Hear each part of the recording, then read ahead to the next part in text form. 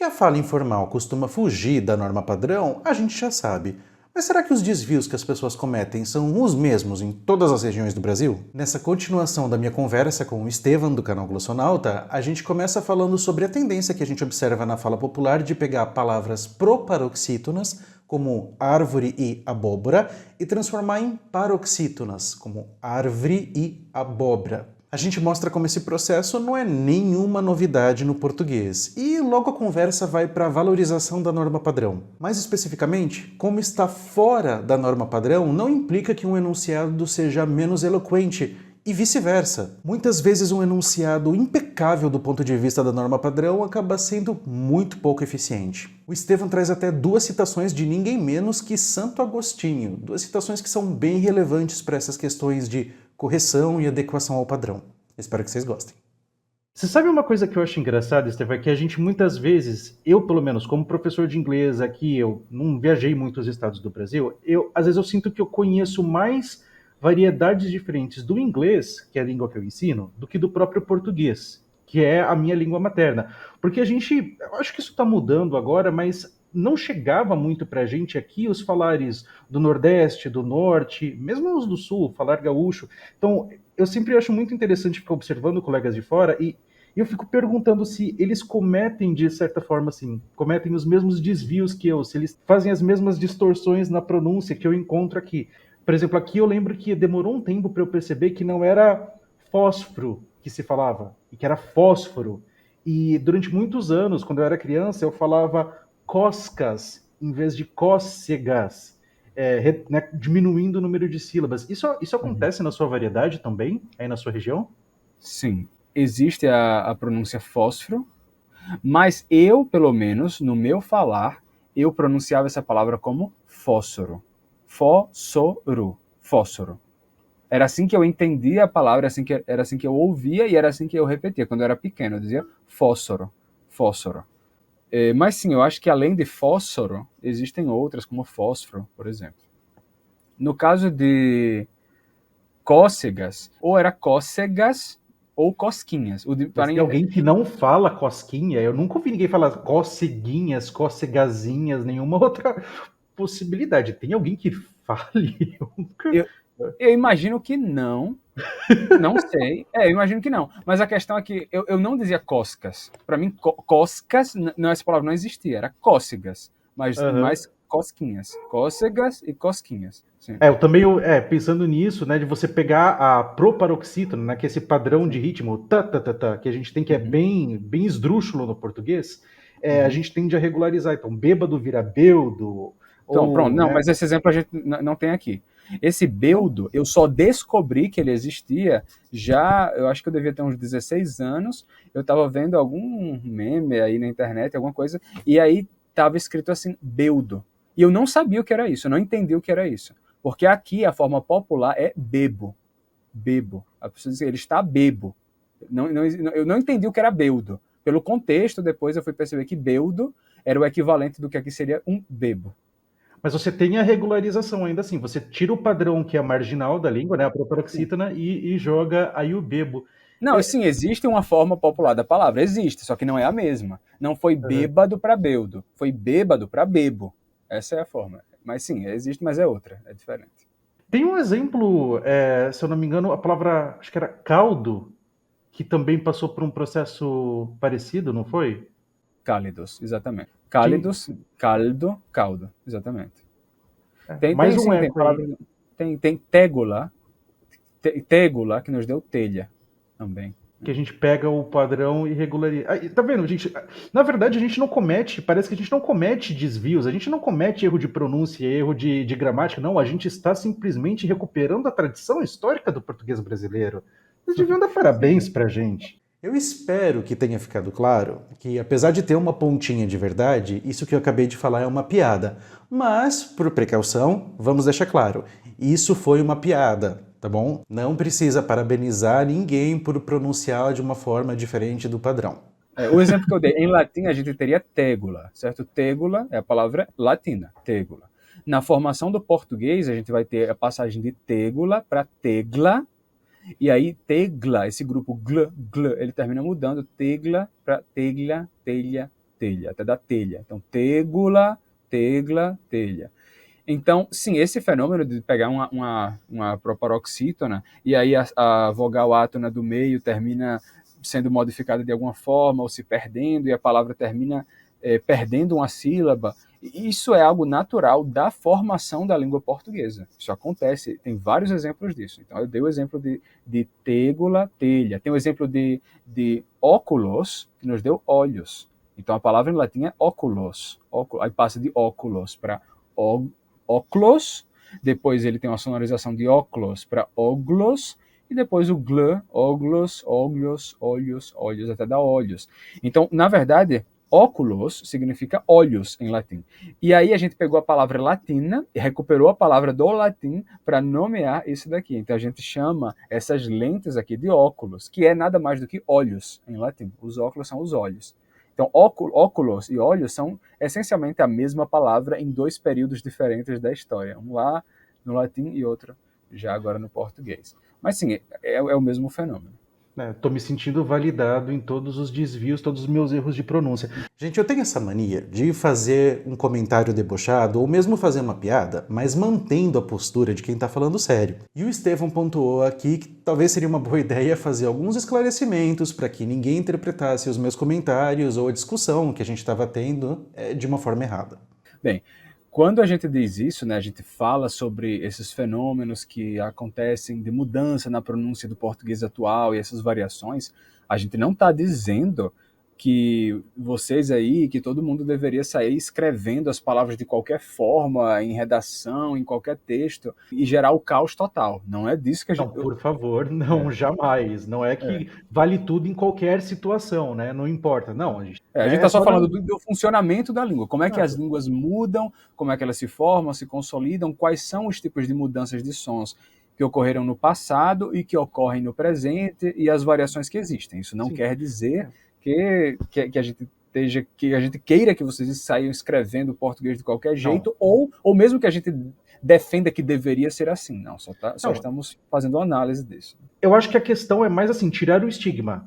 Que isso é coisa de gente burra, que isso é coisa de não sei o quê, que se você fala desse jeito a pessoa não merece ter voz na sociedade, a gente não deve levar a sério uma pessoa que... Não, é tirar o estigma. Não quer dizer que a gente não deva cuidar da forma como a gente se expressa, como a gente escreve, como a gente fala. Mas que a gente também não precisa sair julgando, desmerecendo e humilhando uma pessoa, constrangendo a pessoa só porque ela comete um desvio. Eu acho que essa é a grande questão, é tirar o estigma desse desvio.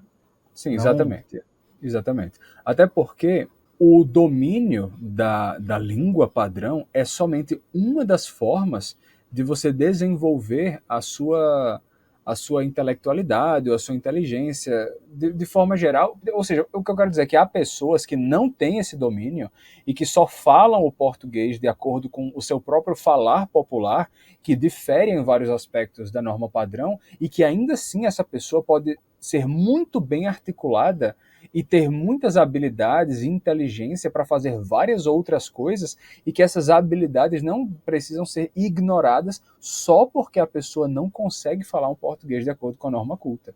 São habilidades diferentes, são ferramentas diferentes para você lidar com a realidade.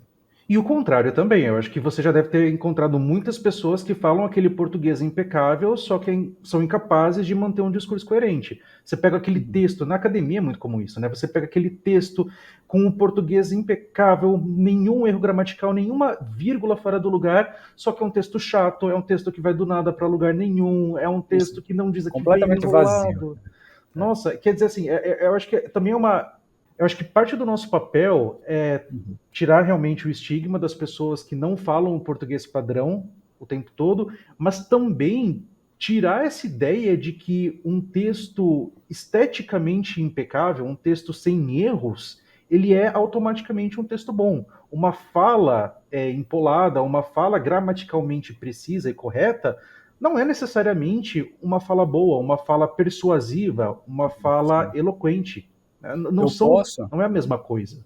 Bem, inclusive, a gente pode trazer aqui uma citação de Santo Agostinho de Hipona, porque em Confissões de Santo Agostinho tem uma parte que ele escreve sobre isso, sobre essa questão de você falar a língua correta e valorizar a língua correta, e isso, no final das contas, não ter muito valor. Ele fala, por exemplo, tem uma citação, tem uma parte em que ele fala sobre a palavra hominem.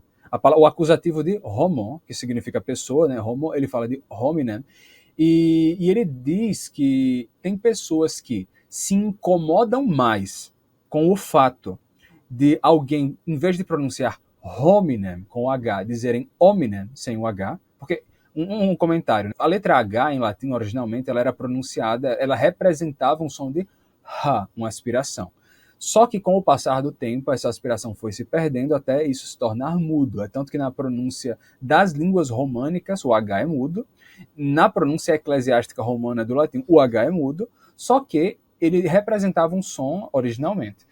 E lá pelo século IV, V, etc., a gente já tinha isso bem perdido na língua popular. Só que os professores ainda ensinavam como pronúncia correta o H ainda pronunciado. Seria hominem e não hominem. Só que ele fala que tem gente que se incomoda mais com o fato de alguém pronunciar hominem em vez de hominem, com o fato de essa pessoa odiar um hominem, ou seja, odiar uma pessoa.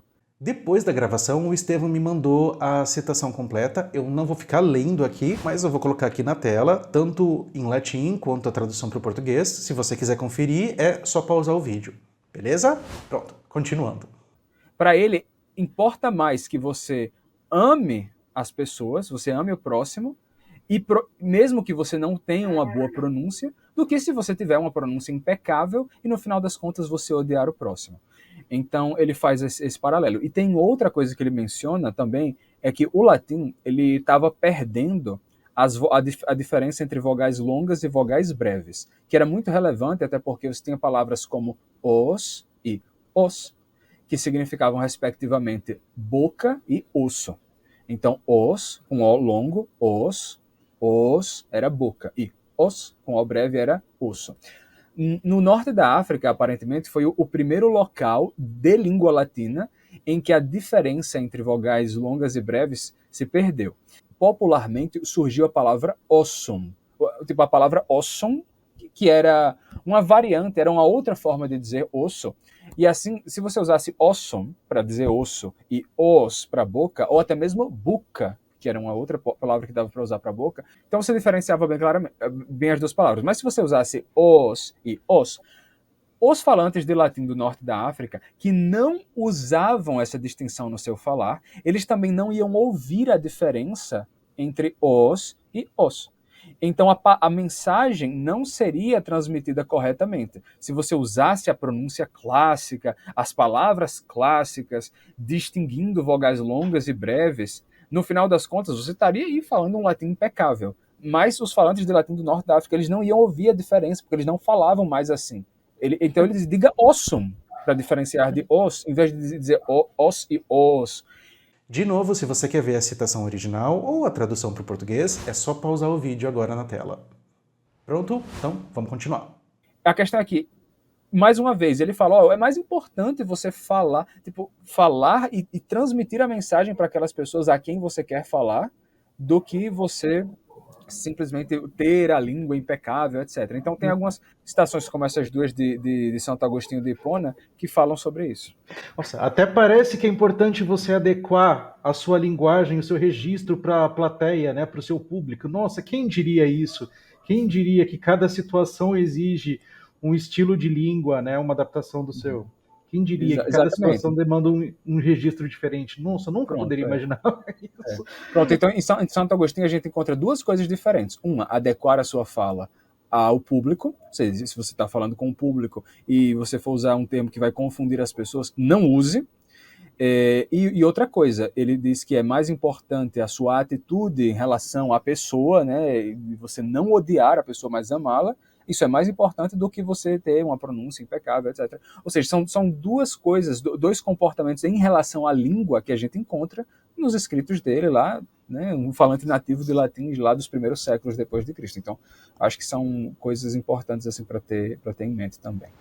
O meu papo com o Estevam já tá chegando ao final, mas calma, ainda tem um trecho no forno. Se você quiser que o YouTube te avise assim que eu postar o final dessa conversa, não deixa de se inscrever aqui no canal e ativar as notificações. Obrigado pela sua atenção e até a próxima.